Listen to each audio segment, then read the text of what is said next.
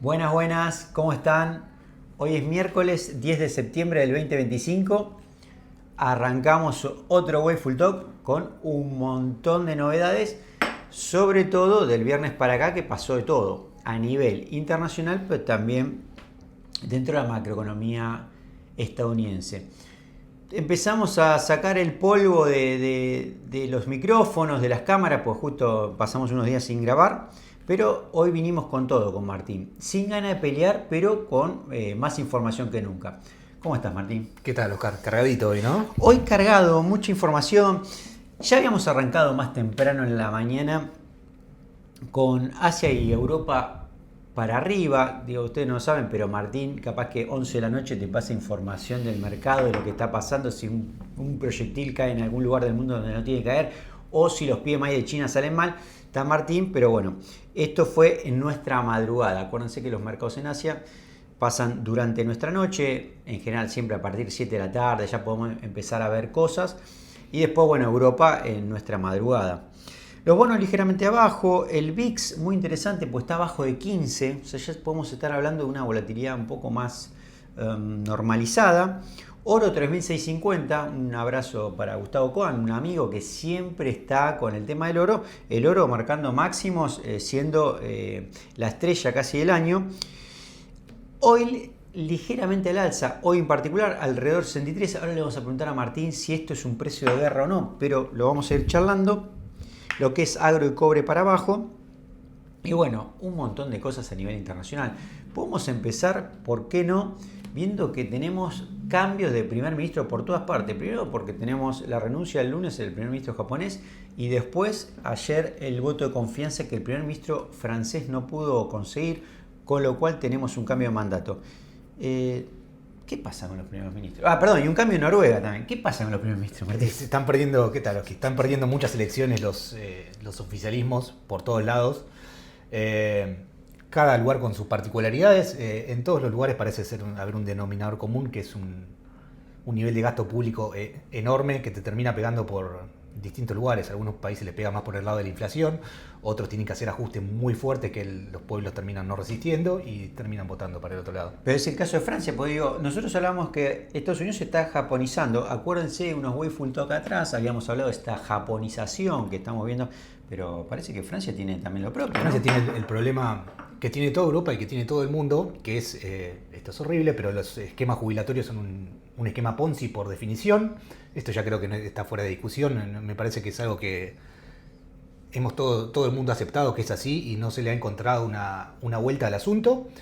Y es un problema exponencial, es un problema que se te va a terminar agrandando con el tiempo y yo la verdad no encuentro ninguna salida que no implique muchísimo dolor. Acá en Argentina tenemos que el gasto público en jubilaciones es más o menos 60%, en Francia está más por arriba. En Francia es bastante superior, aunque parezca increíble, gastan mucho más todavía en jubilaciones. Tenemos unas poblaciones que empiezan a envejecer, todavía no es el caso de Argentina, pero sí en el caso de Francia, sí. Envejecen, o sea, decir, hay menos gente que aporta a estos sistemas. Me imagino que esto fue pensado, cuando fue pensado en un inicio era cada vez la pirámide de abajo de aportantes iba a crecer, esto no está ocurriendo, y después la longevidad, es decir, las personas que son beneficiarios están viviendo más de lo que me imagino los actuarios en su momento habrán hecho. Sí, y por cómo están diseñados los sistemas jubilatorios, son sistemas solidarios, no es que vos aportás y eso va a una cajita que te va a generar interés, lo ponen en un TIBI 4,5% durante 30 años y después te devuelven tu dinero. Yo imaginaba eso, ¿eh? Uno imagina Menos eso, mal que me lo aclarás. Ahora imagina eso, pero no son así. Los esquemas son solidarios, tu dinero va a una caja de gobierno y vaya a saber uno qué es lo que hacen con el dinero. Lo utilizan generalmente para gasto corriente o para pagar las nuevas jubilaciones, las jubilaciones que están performing en este momento, o sea, la gente que está cobrando las jubilaciones. Y en eso se va la plata, no se invierte en nada, entonces es completamente insostenible porque la gente, el sistema escupe mucho más dinero del que chupa, así que no hay solución. Sí. En paralelo, digamos, ya que estamos hablando del mundo, repasamos un poquito, tenemos primero que en la jornada de ayer un ataque israelí sobre territorio de Qatar, ¿verdad? Aparentemente había una suerte de reunión para ver si había una tregua o algún tipo de acuerdo. Lo que estaban haciendo era discutir en Qatar. Qatar es un lugar donde están refugiados los líderes de Hamas y donde hacen todas sus reuniones.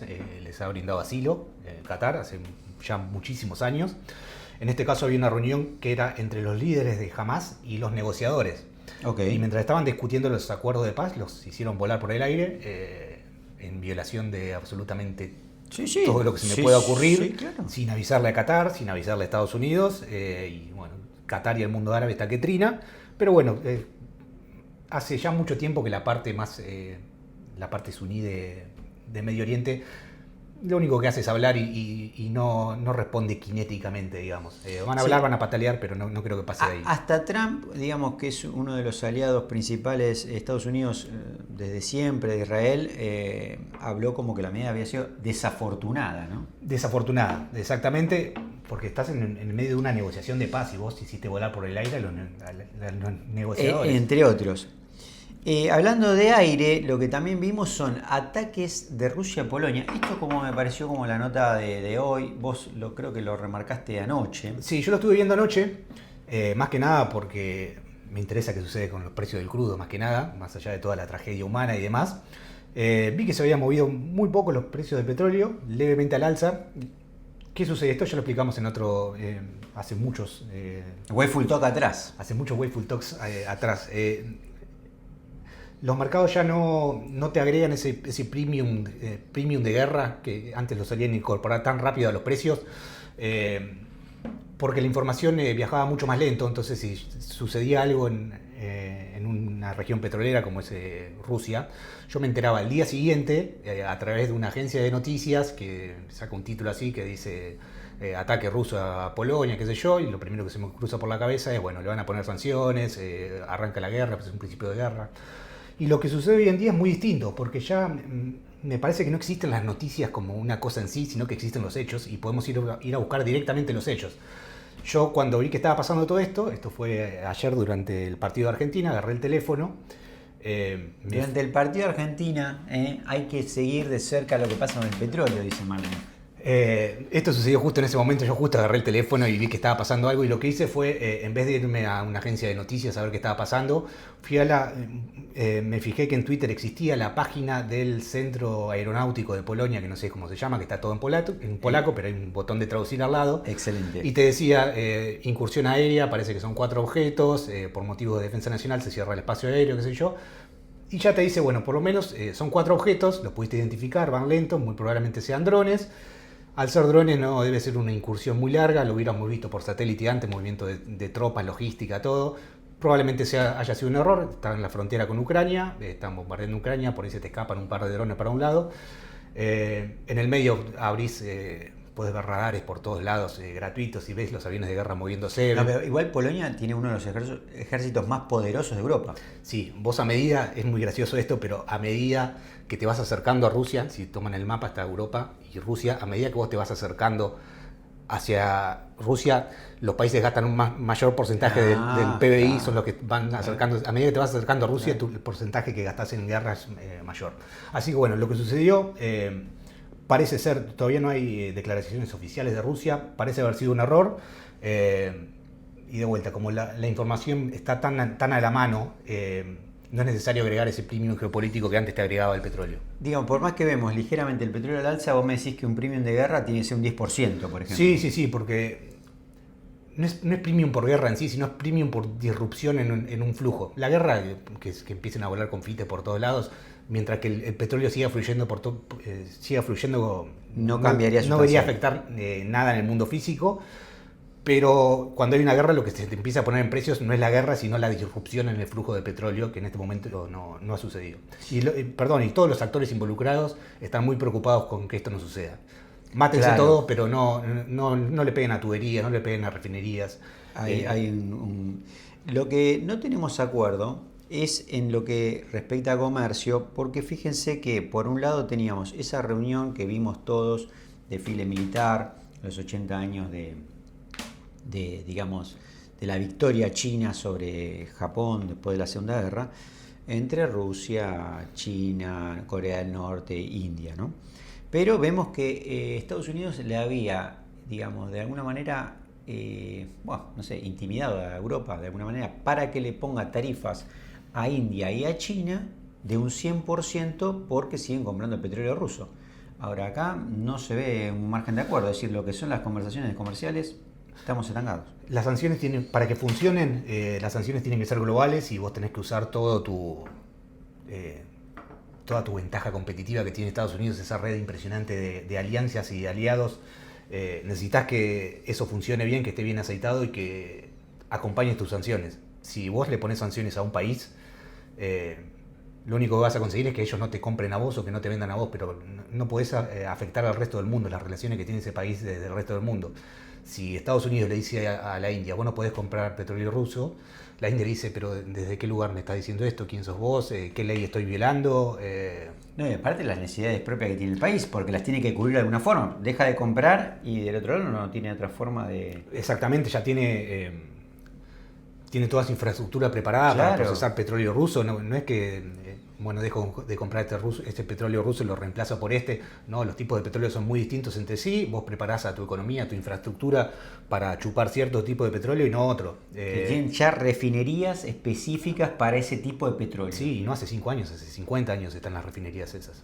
Bueno, el último nota de color, y yo le prometo que ahora entramos de lleno en la economía de Estados Unidos, pero lo que pasó en Nepal me parece fantástico porque me recuerda mucho a la primavera árabe.